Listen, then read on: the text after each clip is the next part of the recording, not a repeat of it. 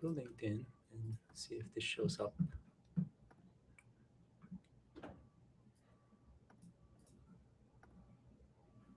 Mm,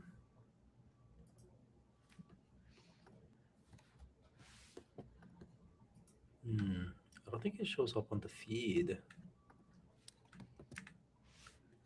Yeah, oh, actually, Do you see it? If you go to your page? it says the event will start soon. Wait for the host to start.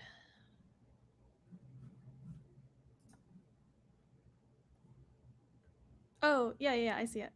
Oh, you see it? All right, Mm-hmm. there we go. All Yep. right. It's like delayed by a little bit, but that's fine. Oh, I see, I see. Yeah. It was. All right. Hey, you're in San Francisco, the city? Yeah, I'm based in San Francisco. I'm like a Yeah. 5-minute walk from Salesforce Tower. Oh, I see. Mm-hmm. Yeah, yeah. So not too far from what is it? The Embarcadero?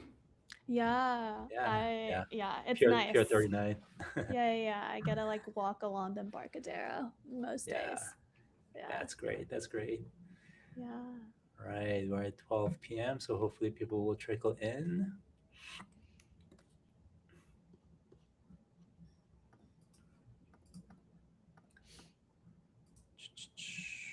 We are live, and let me check the YouTube page as well.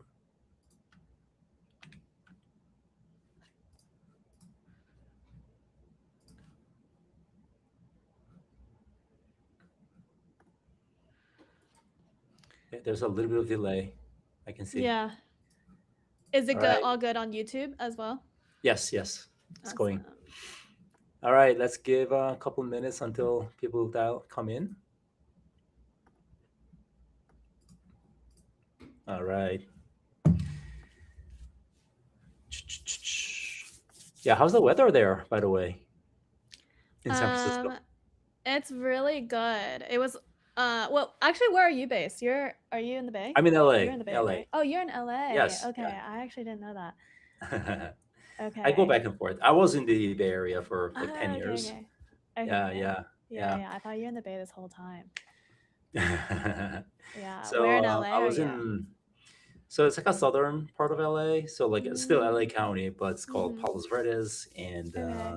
yeah, it's pretty warm here normally, but this winter has been pretty crazy. It's been like raining Yeah. a lot, which I think is good for California, but Yeah. kind of Yeah. catches off guard sometimes. Yeah. I love Uh, rainy weather though. yeah, yeah, yeah. True that, true that. Have you Yeah, been because to Seattle? I have like once. Yeah, Um I think it was like kind of bright that day though. It was like for a cruise. But yeah, I'm from the East Coast, I was gonna say. So yeah, I'm like used to more rainy weather. yeah. When it came to the West Coast, I was like, whoa, there's like no rain. Okay. All right. So yeah, let's kind of get started here. I know that people are still coming, and there might be like other people viewing on other platforms. But yeah, first of all, thank you so much time, so much for your time. We're gonna talk about, I guess, like some of the lessons you learned along your journey, and also the main topic being the content creation. So I know Hmm. that you have been kind of creating content for LinkedIn and other platforms.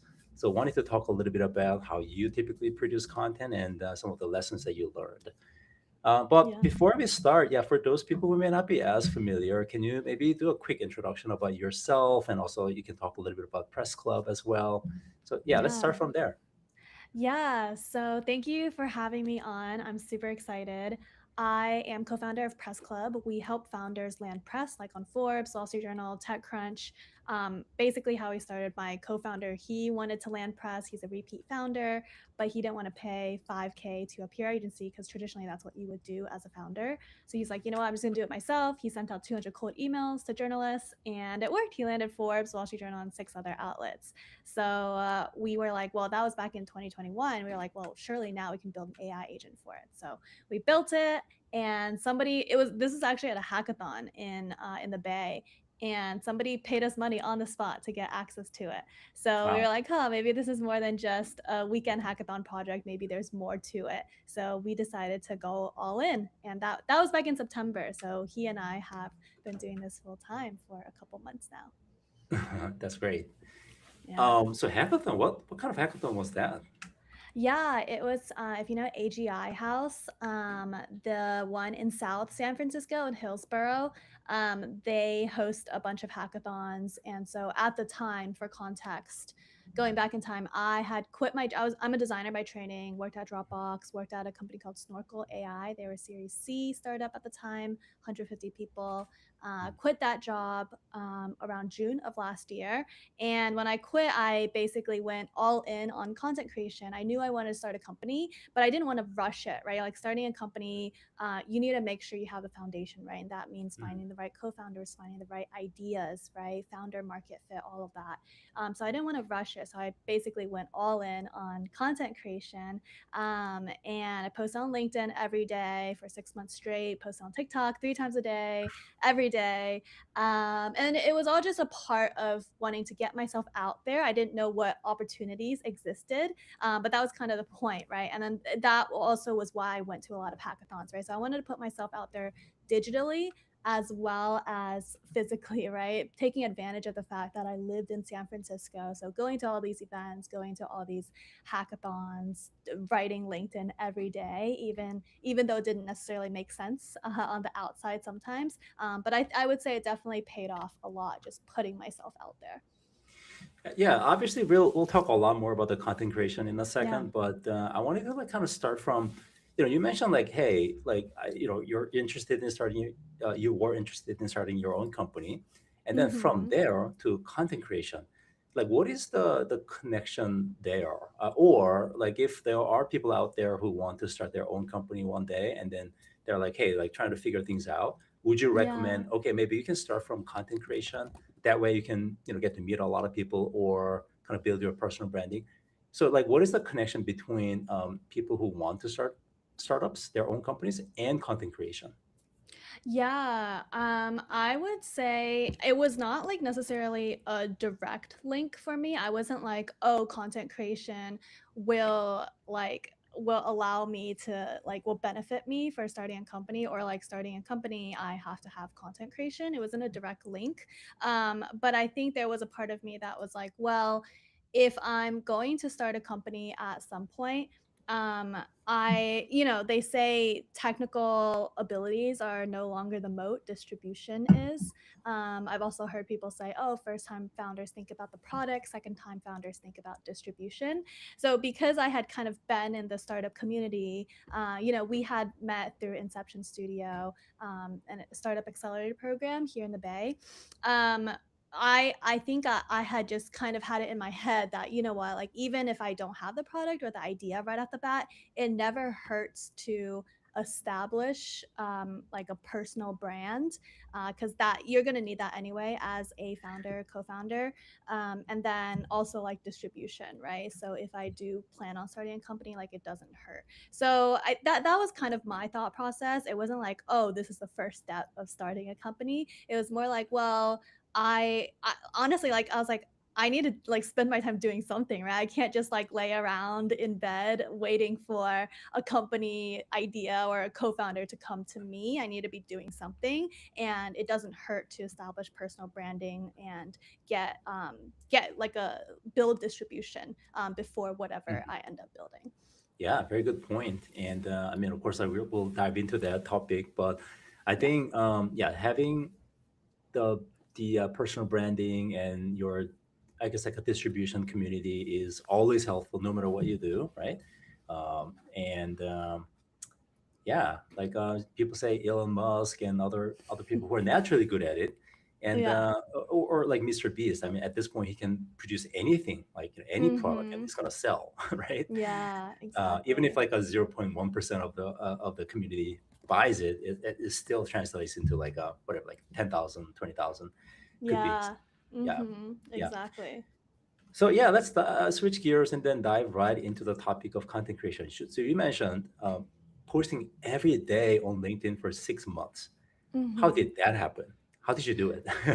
Yeah, honestly, similar to what was just saying, it wasn't like a explicit goal that I set out for myself initially.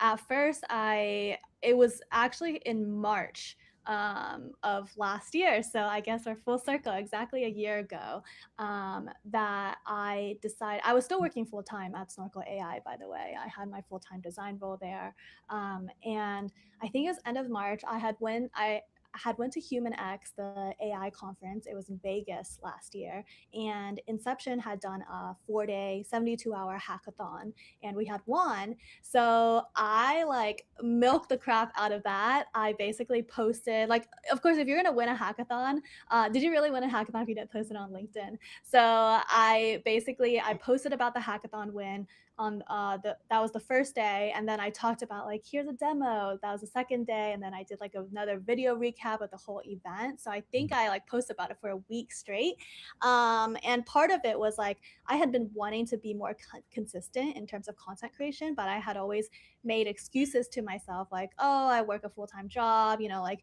your first thought after like clocking out at 5 p.m. is not, oh, it's time to write a LinkedIn post, right? It's probably the last thing you want to do. And for me, I was just like, you know what? There's this cool thing that happened.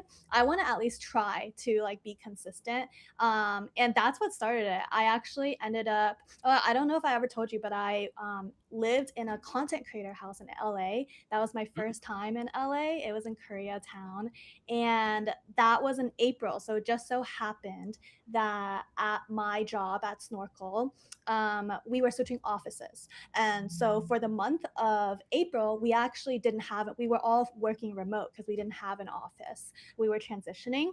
And it just so happened that my friend, Grace Ling, she was hosting a content creator house in LA, in Koreatown, and she had one more spot open. So I was like, you know what? I've been wanting to go on this content creation journey. I posted about my hackathon. I think this is a sign from the universe that I should just go to LA for a month, just like try it out, right? And I had also never been to LA before. So yeah, I went, and for that month of April, I was like, well, if I'm gonna live in a content creator house, I better act like a content creator. So every morning, 10 a.m., every weekday, 10 a.m., I would post on LinkedIn. Yeah, so that was like the beginning, and that was the first month. I was dedicated. I was like, it doesn't matter if I have a full-time job. Like, I need to also be like obviously do my job well, but like also be posting on LinkedIn. So I did that for a month straight. Came back to SF, and then I just continued it. I think once you start doing something, it's really really difficult for the first month. I think this goes for anything, right? Like exercising, running, going on a diet. But after the first month, it was almost like just like yeah, if it was like 9 a.m., you would find me writing a LinkedIn post. That was just my routine. I would wake up, have an idea for a LinkedIn post, and post on LinkedIn. So that was like my entire morning. And so I basically just kind of like mentally trained myself to be posting. And it just ended up that it was like exactly 6 months. Around the 6 month mark is when things got pretty busy with Press Club. So I decided intentionally to stop. But yeah, it was a really great experience just Yeah. forcing myself to be super consistent about it every single day. Yeah, that's fascinating. So I think, I want to like double click on two things. One, the LinkedIn post that you posted around the hackathon. So sounds Mhm. like that was like a big moment for you. And Yeah. was it more like a building in public kind of thing where like you're like ideating on the product and then you're just like kind of broadcasting, in real time, hey, this is what we want to build. So was it kind of like a kind of build in public? And for those people who may be interested in, hey, like the whole like build in public, we want to do that as well. Do you have any tips for it? I want to go to the second part later. Yeah. Yeah. Yeah, great question. Well, first and foremost, I love build in public. I love creators who also build, who are willing to be vulnerable and authentic. The hackathon itself was not built in public. Like we had already won, so I was posting about the win, and then I was posting about this is the product, this is what we built, and then but I did post like I did one post where I said these are my takeaways from the hackathon, and I went a little deeper, a little bit more vulnerable. Of course, at hackathons, it's not always the case that everybody gets along, so we had some tension, of course, over the course of 72 hours, like all meeting each other for the first time, understanding working styles. So I did a little bit of a reflection on that. And then yeah, so that was like my initial initial kind of, I guess, foray into build in public, but I wouldn't necessarily categorize that as build in public. Mhm. Um, for actually building in public, I did a 30-day build in public challenge. It was around the time, it was after I had quit my, actually, was it? Yeah, it was around the Mhm. time that I had quit my job. And I was like, I really want to build, but I also want to do content creation. And almost at times, it feels like those are at odds with each other. Because for me being in SF, I either see people who are like really into like the technical like building aspect, or I see people like being in LA, like people all like full time focus on content creation. I didn't really see people who were kind of trying to do both, like true build in public. So I was like, I'm going to start like a group chat, and every single day you're required to build something. And I was going to have everybody post it, but it was too much, so I just had everybody build. But that was kind of my first like foray into like Mhm. truly like building in public and just like flexing my like AI prototyping Mhm. vibe coding skills. That's great.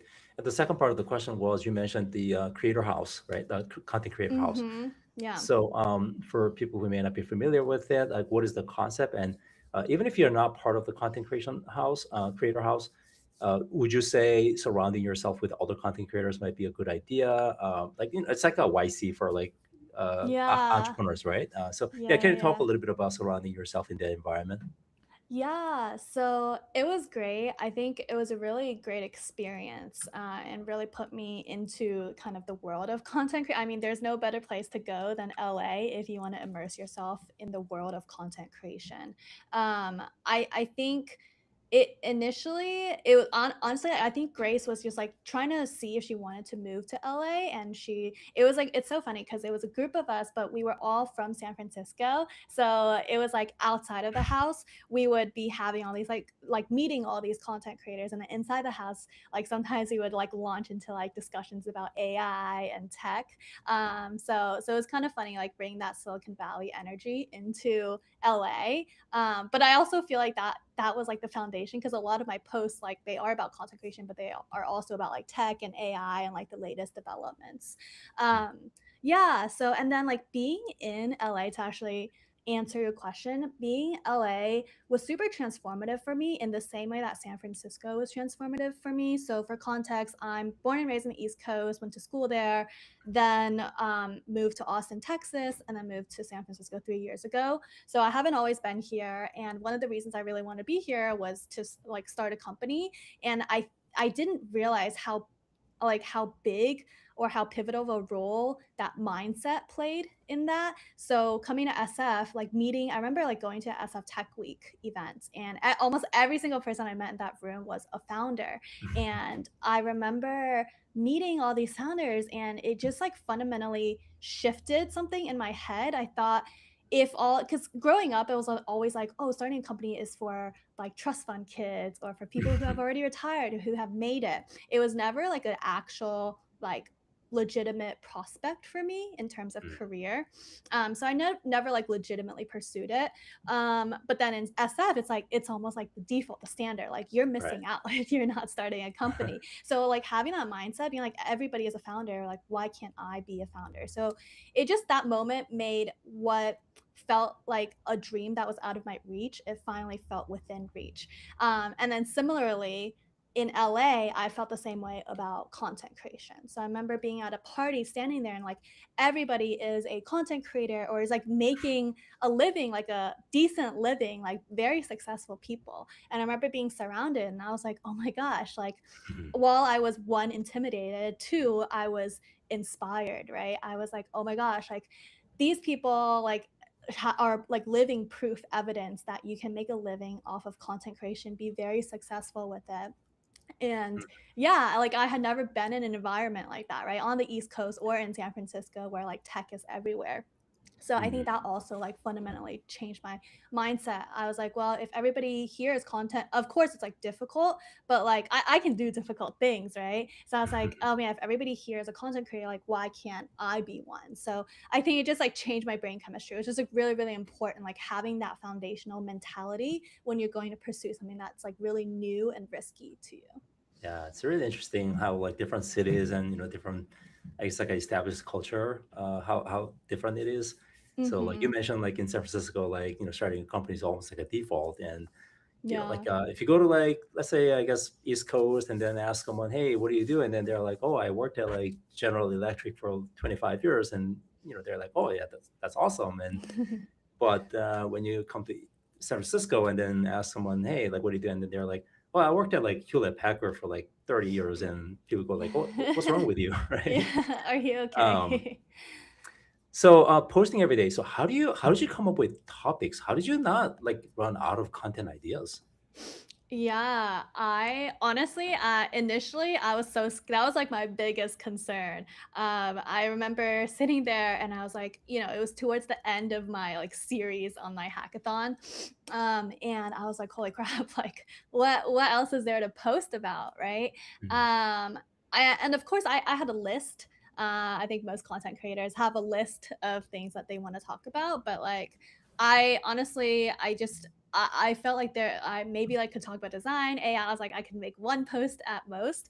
But I think eventually what happens, and if you have ever posted for like 30 days straight, I can guarantee you'll start to feel this, start to experience this, which is my brain naturally is like kind of freaking out, like, oh, we need to find something to post.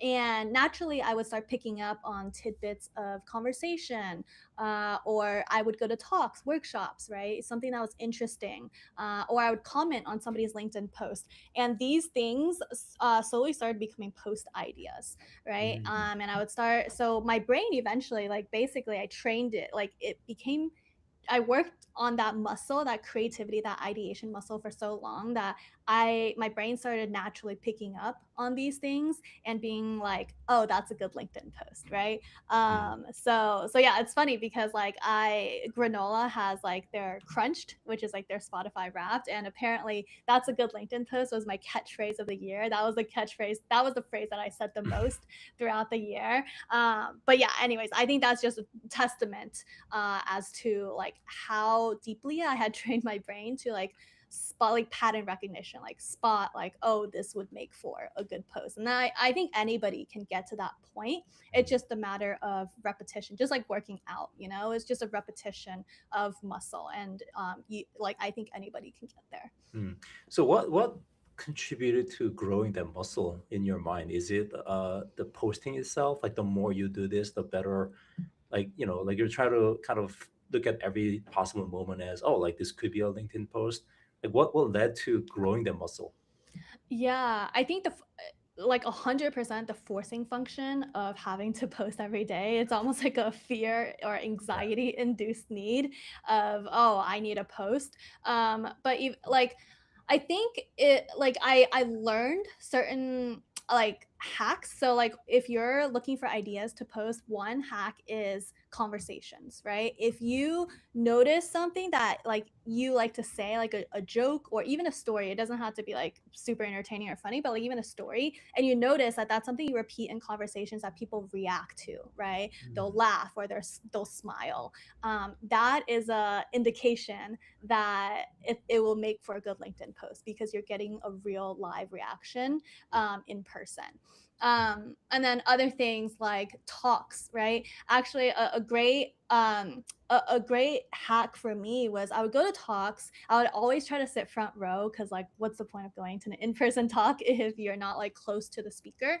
For me, and then I would like record it on Granola and then basically feed that into Claude and be like, write a killer and viral LinkedIn post out of this.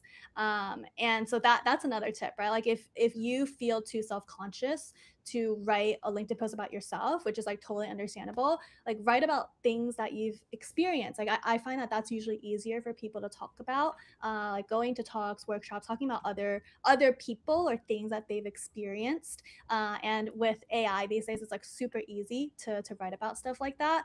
I'd say if you can connect it to like like a personal learning, that's like ideal. If you can like educate people, if you can connect it back to like a personal, like vulnerable moment, that's ideal for a post. Mm. Yeah. Do you can you describe your like stack? Like, do you have anything that you can call like stack creation stack? I think you mentioned granola. Mm, Someone mm-hmm. mentioned connecting their. It's like a for that person it was like everything was Notepad, and maybe that Mm, can be hooked up to like some AI. But yeah. yeah, do you have any like a tech stack that you're typically using? Oh my gosh, yes, I love that you asked this. I am such a productivity tool geek and I'm always asking people like, "Oh, how do you like organize your files? How do you manage your tasks?" So I use Craft Docs. It's just a note-taking app. And I use it to like record. I have a list called ideas and just any crazy idea. Like do not limit yourself. Any like crazy idea that's like wacky, whatever, just like get it down there. It really serves as a source of inspiration. Sometimes I'll just look through it and like when I'm feeling uninspired and like an old thought will pop up that'll like generate a new thought, right? But yeah, I like always like put everything in there, and then when I'm looking for ideas, I'll like go through it, find an idea, and then I'll start a new doc, and I separate it into three sections. First, I call it brain dump. So everything that I like want to like just write about this topic in this post, I will just dump it there. And this is like really important as part of the writing process and as a writer, because you just want to get like I just want to make sure I'm not forgetting any thoughts, and this is where it's like divergent, right? Like you want to be as exploratory and as creative as possible, so it's really important to create a process that enables you to do that, like maximize creativity. And then after that, I'll have a second section called outline, and then that's where I kind of it's more linear. So I'll have Mm. like the brain dump, I'll have a rough idea of what I want to talk about, and then I'll kind of just start writing. And this doesn't I noticed a lot of times I would get stuck here because I felt like it would have to be perfect or just like sentence structure. I would get worried about all these like past tense conditional, like all these like random like grammar stuff. But I realized what works best for me is just to like write write it down the way that I would speak it, Mm. or almost like as notes for like a talk or a speech. And so I just get it down like really rough, like no punctuation or like grammar stuff. And then after that, I'll literally, depending on how much time I have and how important the post is, if it's not as important, I'll like copy and paste it into an LLM. So like either I use Stanley. Stanley has been great for writing. It's an AI agent. I'll also have sometimes used Claude before for writing. So yeah, I'll copy and paste it, and then the only prompt I ever give it, I try not to go too crazy with the prompt. I've experimented. I'm like, oh, you're a content creator with over 20 years of experience. You've had posts go viral, like over 1 million impressions. I've done that, but these days I literally just have one single sentence as a prompt. I say, write a killer and viral LinkedIn post. And then I paste in and I write, here's my outline. And I paste it in, and then it'll just generate. And then that goes into my third section, which is the draft part.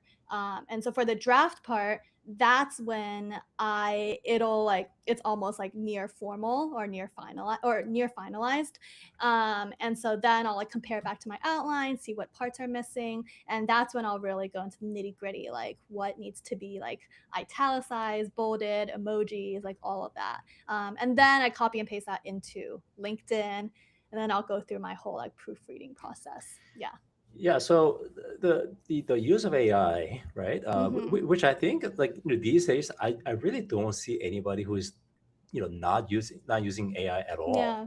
I think that Mm-hmm. AI is definitely part of writing, Mm-hmm. and of course, if you're just like, hey, like I don't care, like I just like let AI do its stuff, and then I just copy paste only, like Yeah.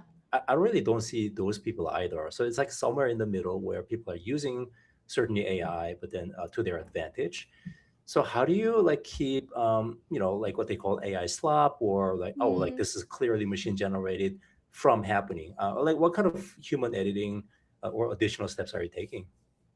Yeah, good question. So that's where I find like Stanley's quite good with like making it sound, because it'll like look at posts that are like written in your, this is not sponsored by Stanley, by the way, I Mhm. just use it as a personal tool, but like it's pretty good at like recognizing your voice from previous LinkedIn posts. Like you have to connect your LinkedIn account to it to you actually use it. um but yeah, I mean, I think with AI slop, I like notice there's certain like structures, right? Like it's not this, it's this, or like M dashes, the word compounding, a bunch of stuff that are just kind of like AI signals. And I know it so well because I see it, like I use it so much, right? So like it's a case of like it takes one to know one. Um, I think I just like go through it and I read it because I have an outline. I think that's the biggest, my biggest like prevention method for not making it sound like AI slop. I notice if I just feed my brain dump into into the AI agent, then it'll like sound very like AI-ish. But I know I have a personal voice, like a style of writing that I try to abide by, like not intentionally but like naturally. Like when I write, I know I have a voice, a certain style. You can tell like, oh, Kathy wrote this. So I am able to have that come out when I do the outline. It's like I try to do, I don't involve any AI like at that point when I'm writing the outline, because I'm like I try to use like things that I would say or things that I would write and try to have it very natural. And then yeah, and then like if AI like I can tell sometimes like AI will like correct it a little bit. And I'll sometimes I'll just intentionally like put it back into like Mm. my sentence structures or the way that I write that feels more comfortable. Yeah, so that I would say that's like my biggest like preventative method, is to like Mhm. actually write an outline, like write it in the way that I would speak it and then feed it, Mm. like instead of just a complete brain dump and then having AI come up with like the sentence structure and the pacing Mhm. and cadence of writing. Yeah, I mean that's how we try to like design our tool Saywise. I'm not trying to use this as a commercial space, but like we're designing Saywise to be that way because our whole thing is like to have interview first, Mm-hmm. and then like use what you actually said as the basis for content creation. So I think the problem happens when AI is trying to like do too much, or like us as humans, we're trying to ask too much out of AI. So it's like we're not giving that much, and then hey, go generate something. That's when like Yeah. AI is trying really hard to fill the void and fill the gap, and that's when typically the AI slop is being introduced. So we're trying to like kind of use the conversation as the basis. um so when you started posting, so like every single day for the 6 months, did you have like a breakout moment? Was it like a linear growth, or like did something happen and then oh, like this particular post it really broke off? Can you Yeah. describe that? Yeah. Yeah, I mean, it's so funny because one of my most viral posts is I posted about how I took computer science classes at Cornell in undergrad and I got straight C's, and I literally screenshotted like my actual transcript. I like dug in my account and like found it, and that really struck a chord. And that was like at the beginning. And so yeah, I think that was like literally the second week of me posting, and it got like over 100K impressions, and I was like over like 400 reactions, and I was like, whoa. But I think that was a moment where I realized like it's like this is the kind of stuff I genuinely enjoy posting, like being vulnerable and like leading with like a really like almost like controversial hook, right? But like being relatable, like helping Mhm. people understand like how to get past their failures, but also like be cognizant that like failures are just like a stepping stone. I realize like that kind of like humorous slash like vulnerable take Mhm. is something that like performs really well. And so when I realized that was my gut instinct, but to have it all like externally validated, right? I think that helped. That was data for me to then go continue in that specific direction, right? Because I think I could have taken a lot of content creators that they'll go like at the beginning they'll try a lot of different things, a lot of variations, and then of course I do like sometimes I like usually my posts are about like still like personal stories, and I try to like connect it to like a lesson or to Mhm. something that has happened to me in the past that's like easiest for me personally to write about. But sometimes I'll like veer into like memes, which is like totally not my territory, and it'll be uncomfortable. But like I do try to explore. But I realized very early on that that is kind of the like what I do well and what does well on LinkedIn in terms of engagement metrics. Yeah. So Yeah. I kind of like stuck with that. Yeah. hmm Yeah, being real, being you, real actual stories that's unique to you, your own life Mhm. experience, and being vulnerable, being, open and transparent, right? Being real, I Yeah. guess, that's the way to go. Mhm. So, did anything? So, what would you say in terms of the payoff, like tangible results? Did you, from your posting?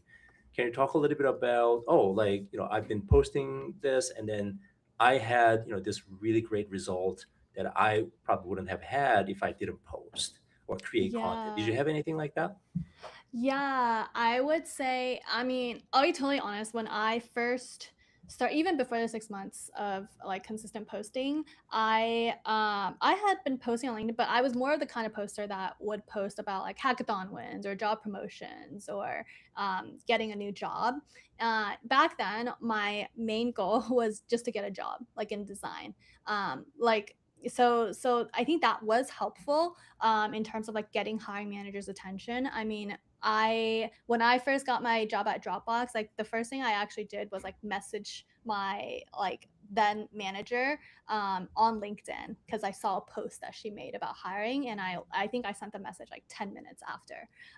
So just being on top of it, I think LinkedIn has been really helpful for stuff like that. And then after like the 6 months of daily posting, I think like like posting about press club, right? Sharing the story of like the initial story of how my co-founder sent out 200 cold emails and landed Forbes, Wall Street Journal. That story, I think that generated like over 60 leads for us just in one LinkedIn post. And to give you an idea of like effort, like I think it took like maybe an hour to write. So that's way better than like having to like do sales or like cold emailing and having to message like 60 people, right? Like people are coming to us, and the hmm conversations you have then like in terms of sales calls are like infinitely easier when people come to you. hmm So yeah, I think that's something that was my gut. I was like, if I'm able to build an audience and have people just like have my content like resonate with people, then I'm sure that will play out well in business. And I think this was like just an external validation of that gut instinct, right? Like if you can build a following just by being yourself, then then it like helps out infinitely in like in terms of business and like generating leads. hmm Are you still mostly posting on LinkedIn, or are you also like thinking about branching out to other platforms as well? Yeah, honestly, I really enjoy posting on LinkedIn. I stopped for a little bit, or I didn't stop, but like I slowed down for a little bit just because Press Club hmm was getting a little intense. I have considered, for instance, like YouTube. That's been a long time dream of mine to like do a YouTube channel. So and then Substack. Like I love writing, but so far I haven't really made progress on either of those. I think LinkedIn is just great because I genuinely love writing, and it's been a great like creative outlet. I know when people think creative outlet, they don't think of LinkedIn, but it has genuinely been a really great creative outlet because it's also more like short form writing compared to like an actual blog post like Substack, and I think that's kind of hard to find elsewhere. Like this is the exact amount of writing I prefer to get done like in a day. So yeah, and then also like I've considered like Spotify, like podcast. But I think if I were to choose, I would either in terms of like the types of content I would like to make, it would either be video or writing. That's why I initially chose like TikTok and LinkedIn as my primary forms. But yeah, I'm happy with like just posting on Yeah, because I mean, LinkedIn. Yeah. once you have video, you can also do podcast easily. And then, matter of Yeah. fact, like podcast, is becoming more and more video these days, right? Yeah, that's true. Yeah, And like yeah. clipping, that's like been a big thing. So yeah, I've been trying to like do more talks as well and do more. I did my first podcast in January, and I remember thinking like, oh my gosh, who's gonna listen to me talk for 2 hours straight? But it was actually a really good experience, and now we have like a lot of like marketing material to put out, which I will be making LinkedIn posts out of as well. So yeah, I think video Mm, is a great like format as well. mm. So let's talk a little bit about LinkedIn. So I mean, we know that their algorithm keeps changing, but Yeah. so if we're talking about now, what are the ways to become trending popular on LinkedIn? Do you have any like tips for people who might be like starting on LinkedIn right now? Hey, for LinkedIn. I mean, other than like, obviously like, hey, you should like post regularly and then like you Mm-hmm. should be real. Do you have any like a tip or two specifically for LinkedIn as a platform? Yeah, I'd say if you don't know where to start, start by commenting on people's posts. Hmm. Um, Especially people honestly posts that just like are easy, like don't force it. But like just interesting posts to you. Because one, it's really great for engagement. Like a comment takes like I don't know, like a minute max, right? I remember I made a comment on somebody's post the other day, and it got like over 1,000 impressions, which like sometimes is the equivalent of like how many impressions you get from a single post, right? Hmm. And so comments are great in terms of like getting engagement, and they're actually also great for getting followers. I noticed like one day I was on a LinkedIn spree. I commented on a lot of people's posts just because I was scrolling, and so I just felt compelled to comment, and I got like a lot of followers that day. And I'm pretty sure it was And because then of it could be also comments. like the most real form of content creation because very rarely I Mm-hmm. would assume like people would be like, commenting, you just like, comment and forget about it. Like no one really like Mm-hmm. takes that and then like go to like ChatGPT, hey, do spell check and grammar check and come back to post, right? Yeah, So yeah. it could be like a very real, one of the most real forms of content, right? Exactly, exactly. And then Yeah. like to go off of that, it's also like if whatever you find yourself compelled to comment on, like I would even go as far to like take that comment, and if it's something you're really passionate about, like turn that into a post. I've noticed like sometimes like there will be a post that where I'll be really passionate about it. I'll comment something like pretty long, and then in the middle of the comment I'm like, "Wait, I could be like writing a LinkedIn post out of this." So I would also like I would urge you to do that thought exercise, right? If you're like if a post is like compelling you to comment, like a long comment, consider like posting that comment and then like Mm. making a post out of it. Mm. Yeah. I like that idea. Yeah. So you can like recycle, reuse the content, right? Mhm. Yeah, exactly. Sounds good. Sounds good. Yeah. So do you have any tips for like LinkedIn profile optimization? Yeah, I heard that recently in 2026, like I've heard people like content creators like kind of complaining that the LinkedIn algorithm has not been great for them, meaning they haven't gotten as much engagement, whether that's in the form of reactions or impressions, like how many people saw their post. Um, I've heard that LinkedIn is showing your post depending on like what's in your profile, so specifically your headline, and in your what's in your about section. So if like it's completely different from the content that you post, like you're posting about like I don't know, like about cooking, and your headline on LinkedIn is like you're a founder, but it's like in I don't know, in robotics, unless you're talking about like cooking robotics. Like if you're just talking about like random stuff that's not related to your LinkedIn profile, like you almost get like marked down for that. Mm. So that's like one thing to watch out for is like make sure that what is listed in your LinkedIn profile, specifically your headline and your about, matches the type of content you're going for and the type of audience you want to attract. I know somebody who recently kind of updated their profile, and he like got a lot he saw a lot more engagement with his posts. Mm. So I think that that's something to watch out for if you're hoping to like create more content in 2026. Great, great. Thank you. Yeah. Yeah, I think we're coming to the time right now. So I guess like my last question for you would be, so what are you currently working on in terms of your content creation? Do you have any new projects coming up and stuff like that? Yeah, so I am turning 30 in May. So I inspired by Chloe Shi, I'm doing a 30 lessons by 30 series, where I'll basically be posting a lesson from every age from 1 through 30, in the month of May. So I'm super excited about that. Wish me luck for going back to creating content every single day. I'm trying to get some of the posts like ahead, like in advance, so I can like focus on engaging with people. But yeah, that's something I'm super excited about. Yeah, that's really awesome, and that's a very catchy, I guess, like theme, right?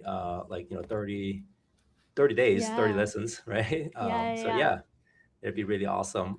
Epic. Thank you so much. I mean, this can go on, but I personally learned a lot, from today's conversation. For those people registered for today's event, we're gonna send, I guess, like a quick introduction about Saywise and discount code if there's anybody who wants to give it a try. But yeah, thank you so much, and yeah, good luck with your next content creation efforts. And yeah. I'll see you on LinkedIn and more. Awesome.